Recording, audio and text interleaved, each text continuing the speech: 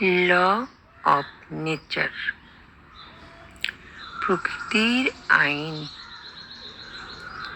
এটা আমরা কম বেশি সবাই বুঝি। ক্যালিফোর্নিয়ায় কি হলো?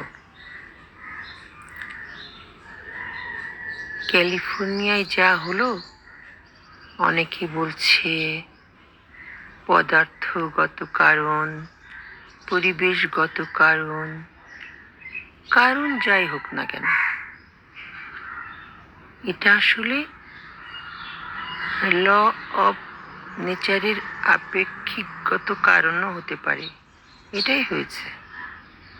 প্রকৃতি কখনো তার শূন্য স্থান অপূর্ণ রাখে না, সে পূরণ করে নেয়। প্রকৃতি কখনো শূন্য থাকে না, সে তার জায়গা পূরণ করে নেয়। মানে হলো,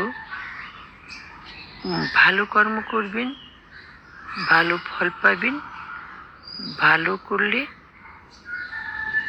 ভালো ফল পাবেন, আর খারাপ করলে খারাপ ফল পাবেন। এটাই প্রকৃতির আইন। ক্যালিফোর্নিয়ায়